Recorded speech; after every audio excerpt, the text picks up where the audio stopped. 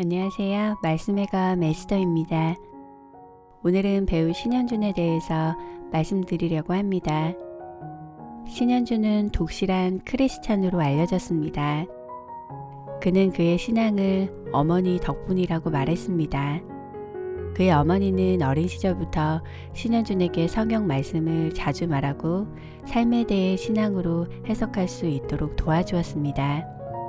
신현준의 집안에는 어머니가 사용하던 기도하는 의자가 있었습니다.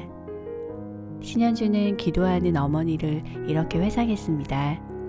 아침에 아이들 도시락을 다 싸고 의자에서 기도하시던 어머니의 모습이 가장 기억에 남습니다. 주무시기 전에도 2~3시간씩 기도하셨습니다. 지금도 기도하는 의자를 보면 어머니의 사랑이 느껴집니다. 신현준은 어머니의 기도 덕택에 사춘기도 없이 자라났습니다. 신현준의 어머니는 습관이 중요하다라고 강조하면서 기도하는 습관을 기르라고 조언했습니다. 어머니는 자기 전과 아침에 일어나서 무릎 꿇고 기도하는 습관을 들이라고 조언했습니다. 어릴 때부터 기도하는 습관을 배운 신현준은 인생에 중요한 일이 있을 때마다 기도했습니다. 배우가 된 것도 역시 기도로 결정했던 일이었습니다. 하나님께서는 신현준의 기도에 신실하게 응답하셨습니다. 신현준은 영화 장군의 아들의 하야시로 스크린에 화려하게 데뷔해 은행나무의 침대, 황장군으로 확실한 스타 반열에 올랐습니다. 이후 영화 맨발의 기봉이, 가문의 부활, 드라마 천국의 계단, 카인과 아벨 등에서 다양한 모습을 선보이며 연기력과 스타성을 인정받은 배우가 된 것입니다. 배우로 성공한 신현준은 하나님의 일을 했습니다. 어릴 때부터 부모님은 신현준에게 이렇게 말씀하셨습니다. 지극히 작은 자 한 명에게 한 것이 예수님께 한 것이라며 세계 오지에 교회를 짓고 학교를 세워야 한다. 신현준의 부모님은 계속 그 기도를 하셨다고 했습니다.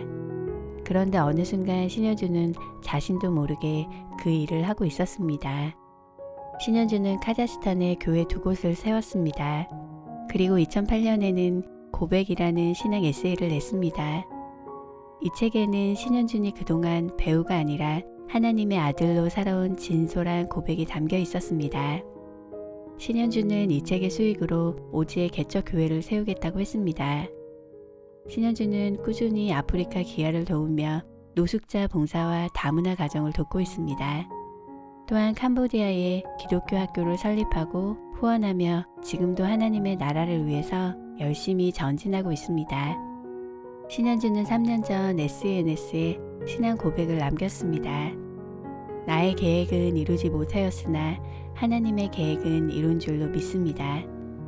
계획은 사람이 하지만 이루어 주시는 것은 하나님입니다. 하나님은 하나님의 때 모든 것을 이루어 주십니다. 신앙생활의 가장 어려운 것이 기다림입니다. 내 때가 아니라 하나님의 때를 기다리는 것, 이것이 참 믿음입니다. 신현준의 이 고백처럼 여러분도 하나님의 계획을 믿고 기다리는 믿음을 가지시길 주님의 이름으로 축복합니다.